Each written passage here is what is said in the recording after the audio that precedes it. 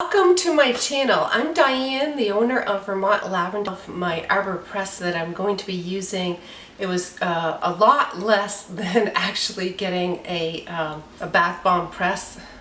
I'm not at that point that I can afford that. Hopefully next year. Okay, so this is my Arbor Press, and it's very easy to use, and I got it from Harbor Freights, and so I just wanted to show you this.